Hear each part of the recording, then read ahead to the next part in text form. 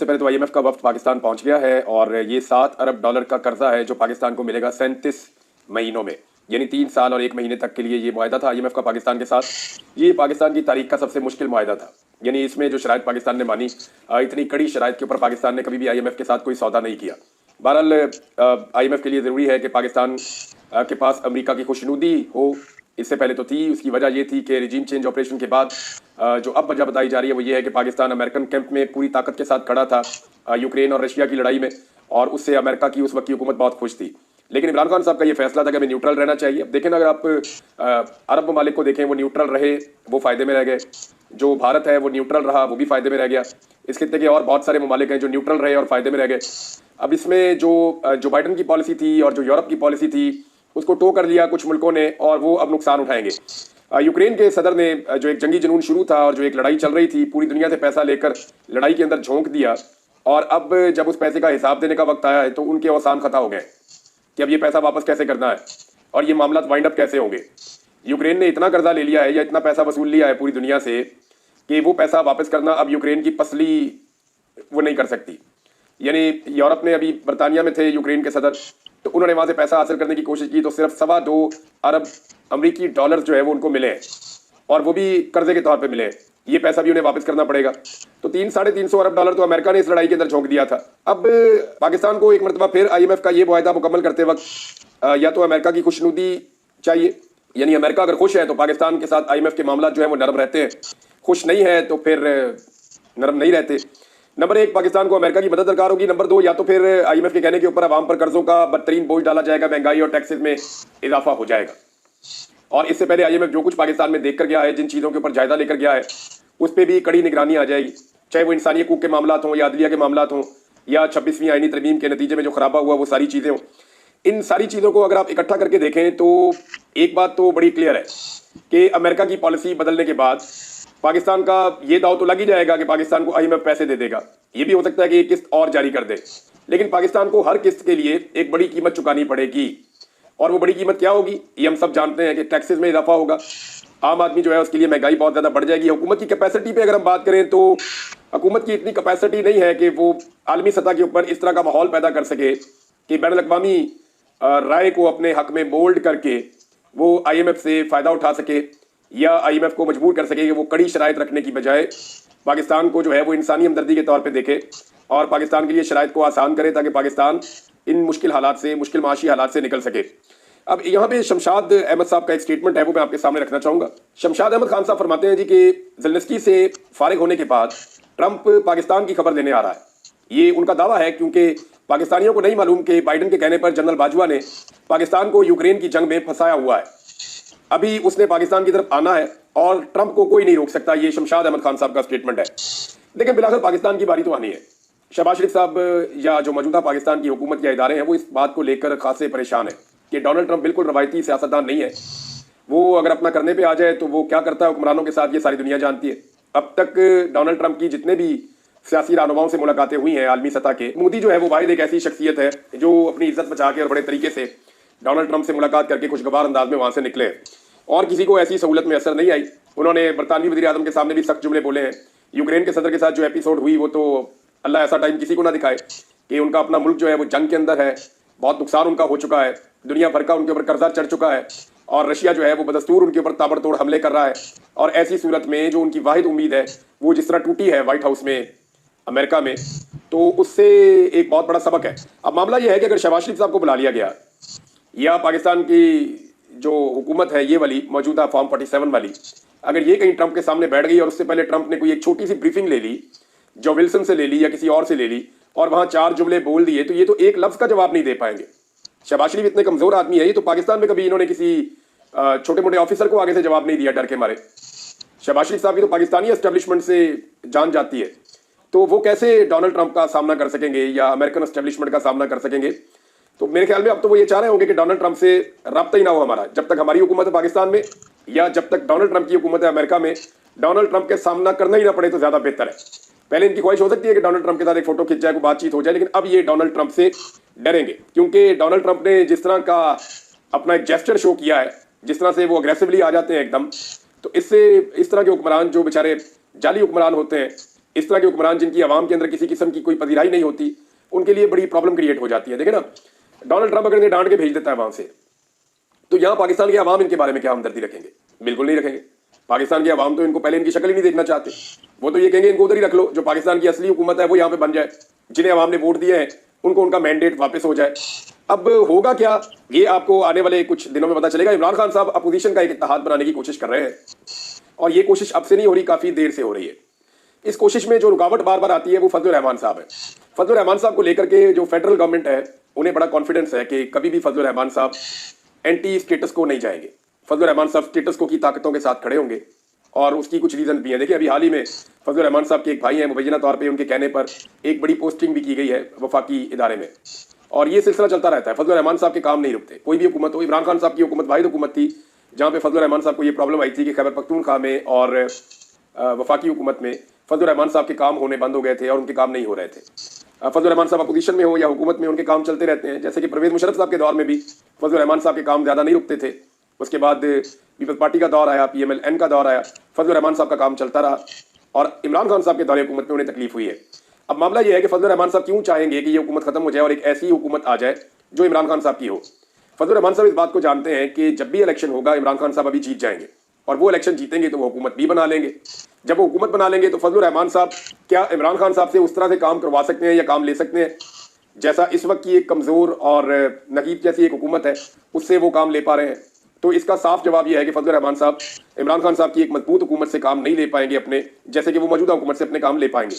तो अब जो है वो मैंडेट चोरी का तो सबको पता ही है, सारी जमातें इसके बारे में जानती हैं। इत्तफाक राय पैदा करना कोई मुश्किल नहीं है, सबका इस बात पे इत्तफाक है जनाब, पाकिस्तान में मैंडेट चोरी हुआ है। हुकूमत और इदारों ने लेकिन बड़ी कामयाबी के साथ इस लड़ाई को पाकिस्तान तहरीक इंसाफ तक महदूद करके रखा हुआ है। मैं आपको बताता हूँ कैसे। देखिए, प्रॉब्लम तो पाकिस्तान तहरीक इंसाफ को है, किसी और को तो प्रॉब्लम है नहीं। सबके जलसे होते हैं, तहरीक इंसाफ के जलसे नहीं होते, तो फिर सबको क्या प्रॉब्लम है? सबके प्रोग्राम्स होते हैं, पाकिस्तान तहरीक इंसाफ के प्रोग्राम्स नहीं होते, तो सबको क्या प्रॉब्लम है? सबके लीडर दिखाई देते हैं, पाकिस्तान तहरीक इंसाफ का लीडर दिखाई नहीं देता, सुनाई नहीं देता, तो फिर बाकी सबको क्या प्रॉब्लम है? सबके पास आज़ादी इज़हार राय मौजूद है, पाकिस्तान तहरीक इंसाफ या इमरान खान के पास मौजूद नहीं है, तो बाकियों को क्या प्रॉब्लम है? सबके पास इंसानी हुकूक मौजूद है, और सिर्फ तहरीक इंसाफ और इमरान खान साहब के लिए ये मतलूबा जो सहूलतें हैं ये मैसर नहीं है। ये जो मैंने मज़कूरा सहूलतें आपको बताई हैं, चाहे वो इंसानी हुकूक हो, आज़ादी इज़हार राय हो, चाहे वो जलसा करने की इजाज़त हो, चाहे वो जुलूस निकालने की इजाज़त हो, अपना कोई प्रोग्राम करने की इजाज़त हो, या अदलिया के अंदर से इंसाफ मिलना हो, तो ये सारी चीज़ें जो है वो पाकिस्तान तहरीक इंसाफ के लिए दस्तयाब नहीं है, बाकी जमातों के लिए दस्तयाब है। तो बाकी जमातों को इतना क्या प्रॉब्लम है कि वो एक तहरीक में उस तरह उतरे जैसे पाकिस्तान तहरीक इंसाफ उतरना चाहती है? बाकी जमातों के लिए प्रॉब्लम उतना नहीं है ना। पाकिस्तान के इदारों ने और हुकूमत ने बड़ा स्मार्टली इसको हैंडल इस तरह किया कि पाकिस्तान तहरीक इंसाफ को अकेला करके दीवार के साथ लगाया। अब देखें ना, तहरीक लबैक आना चाहे तो आ जाए, कोई प्रॉब्लम नहीं है। फजलुर रहमान साहब आना चाहे तो आ जाए, कोई प्रॉब्लम नहीं है। पीपल्स पार्टी, PMLN, कोई भी जमात कुछ भी करना चाहे, वो जहां पे जो मर्जी करें, उनके लिए कोई प्रॉब्लम नहीं है। प्रॉब्लम जो है वो पाकिस्तान तहरीक इंसाफ के लिए होती है। शेख वकास अकरम साहब ने इमरान खान साहब के हवाले से एक और स्टेटमेंट जारी किया है और क्लियरली बताया कि इमरान खान साहब को इस वक्त जेल में किस सूरत हाल में रखा हुआ है। वो ये कहते हैं कि मुलाकातों पर पाबंदी लगाकर इमरान खान साहब को डेथ सेल में रखा गया है, जहां दहशतगर्दों को रखा जाता है। इमरान खान मजबूत आसाब के मालिक हैं, वो इन हथकंडों से नहीं टूटेंगे, ये शेख वकास अकरम साहब ने कहा है। शेख साहब ने दावा किया कि इमरान खान साहब को एक्चुअली नफ्सियाती तौर पर तोड़ने की कोशिश की जा रही है ताकि जो भी मामला कहीं तय हो सकते हैं वो मैक्सिमम के ऊपर तय किए जा सके। देखिए, इमरान खान साहब को हमेशा तो जेल में रखा नहीं जा सकता। अपनी पूरी ख्वाहिश के बावजूद पाकिस्तान की मिलिट्री एस्टेब्लिशमेंट हो या पाकिस्तान की हुकूमत हो, वो इमरान खान साहब को हमेशा तो जेल में रख नहीं सकते। अल्टीमेटली इमरान खान साहब को छोड़ना पड़ेगा। आलमी दबाव बढ़ रहा है, वो और बढ़ता चला जाएगा। पाकिस्तान के अंदर से दबाव बढ़ रहा है, वो भी बढ़ता चला जाएगा। तमाम इदारे कंट्रोल करने के बावजूद, अदलिया पे मुकम्मल कंट्रोल करने के बावजूद, यही सुप्रीम कोर्ट ऑफ पाकिस्तान नाम का एक इदारा होता था, अब तो वो दिखाई नहीं देता। मैं आपके लिए सिंपल कर दूं तो सुप्रीम कोर्ट में अब एक आईनी बेंच है सिर्फ, और ये वो आईनी बेंच है जो बनाया गया है हुकूमत की ख्वाहिश के ऊपर। यानी हुकूमत और इदारों ने अपनी मर्जी का एक आईनी बेंच बना दिया है, बस वही मौजूद है, उसी का वजूद है। सुप्रीम कोर्ट ऑफ पाकिस्तान का वजूद तो ऐसा लगता है कि खत्म हो गया है। जो आखिरी चीफ जस्टिस ऑफ पाकिस्तान थे सुप्रीम कोर्ट ऑफ पाकिस्तान के, जो normal supreme court of Pakistan होती थी, वो बदकिस्मती से काजी फायद ईसा साहब थे। उनके बाद से लेकर अब तक कोई चीफ जस्टिस नहीं है, बल्कि तमाम अख्तियारात जो है वो एक आईनी बेंच के पास है। और वो जो आईनी बेंच है वो भी हुकूमत का अपना मंजूर करता है, यानी हुकूमत की मंजूरी के बाद कि ये जज लगेगा, ये नहीं लगेगा, तो उन्होंने अपनी मर्जी का एक आईनी बेंच बना दिया है। तो सुप्रीम कोर्ट जो एक ऐसा इदारा था जो हमेशा बंद बांधता था डिक्टेटरशिप के सामने, जो हमेशा मार्शल लॉ के रास्ते रोकता था, जो हमेशा इंसानी हुकूक के मामलों को उठाता था, अब वो सुप्रीम कोर्ट ऑफ पाकिस्तान तकरीबन नापैद हो गई है। पाकिस्तान में वो सुप्रीम कोर्ट ऑफ पाकिस्तान तो अब दिखाई देती नहीं है, और जो अदालत दिखाई देती है वहां पे एक मामला चल रहा है और लंबे अरसे से चलता चला जा रहा है, किसी नतीजे पे नहीं पहुंच रहे, और वो मामला है फौजी अदालतों के हवाले से। देखिए, ये हुकूमत और इदारों के गले पड़ा हुआ है ये मामला। उन्हें समझ नहीं आ रही कि इसको कैसे रिजॉल्व करें। इसमें जो पाकिस्तान तहरीक इंसाफ के वकील हैं उन्होंने ये कहा कि मैं ये मामला हल करके दे सकता हूं अगर आप मेरी बात माने तो ये वाला ट्रायल आप खत्म कर दें, लेकिन कानून आप खत्म ना करें। जो दहशतगर्द हैं उनके मामला में फौजी अदालतों को किसी और तरह देख लें, ये मामला किसी और नौयत का है, आप इसके साथ ये ना करें। लेकिन एक्चुअली हो क्या रहा है, जीएसपी प्लस का जो स्टेटस है आपका वो खतरे में है। अब इसमें क्या पाकिस्तान यूरोपीय यूनियन को खुश रख सकता है सिर्फ यूक्रेन वाले मामले को लेकर? ये फिर एक सवाल जो है बार बार वहीं पे जाता है, क्योंकि दुनिया की सारी अलाइनमेंट इस वक्त रूस और यूक्रेन की लड़ाई के साथ आकर जुड़ गई है। 2022 में जो कुछ इंपॉर्टेंट हो रहा था, जहां इमरान खान साहब ने इस लड़ाई से खुद को बाहर रखने का फैसला किया और फिर वो सिस्टम से बाहर कर दिए गए, तो वो जो सारी अलाइनमेंट हुई थी वो इसी लड़ाई की वजह से हुई थी। और अब इस वक्त डोनाल्ड ट्रंप के एक मुकम्मल अलग किस्म का बयानिया अपनाने के बाद दोबारा से दुनिया वहीं आकर खड़ी हो गई। तो पाकिस्तान क्या अमेरिका के साथ खड़ा होगा इस मरतबा, या पाकिस्तान यूरोपीय यूनियन के साथ खड़ा होगा फॉर द टाइम बीइंग के जीएसपी प्लस स्टेटस हो या बाकी चीजें हो, कहीं ना कहीं हम कोई फायदा उठा सकें? तो ये बड़े सवालात हैं जिनका जवाब इस वक्त हमारे पास नहीं है। हाँ, लेकिन ये बात बड़ी क्लियर है कि इंसानी हकूक के मामलात हों या फौजी अदालतों में सिविलियन के ट्रायल के मामलात हों, ये कल को हमारे गले पड़ जाएंगे। इसलिए कि यहाँ पे चंद सवालात उठते हैं और बड़े बुनियादी सवालात हैं कि ये फैसला कैसे हुआ कि किस बंदे का केस फौजी अदालत में जाएगा और किस बंदे का केस जो है वो सिविल अदालत में जाएगा। यानी जुर्म एक जैसा है ना, दो लोग साथ साथ खड़े हैं एक इमारत के बाहर, दोनों लोग एहतजाज कर रहे हैं, उनमें से एक का केस चला गया सिंपल कोर्ट के अंदर सिविल अदालतों के अंदर और एक का केस चला गया फौजी अदालत के अंदर। ये फैसला किसने किया और ये फैसला किस बुनियाद पे हुआ? अभी तक इस बुनियादी क्वेश्चन का जवाब नहीं मिल रहा कि ये कैसे हो सकता है कि एक बंदे का केस चला जाए फौजी अदालत में और दूसरे का चला जाए दहशतगर्दी की अदालत में, और दोनों बंदे जो है वो एक ही जगह पे खड़े हैं, एक ही तरह के नारे लगा रहे हैं, एक ही तरह की एक्टिविटी के अंदर शामिल है। अब ये कैसे मुमकिन है? ये वो सवाल है जो बड़े बुनियादी सवालात में से एक है और इसका अभी तक जवाब नहीं मिल सका।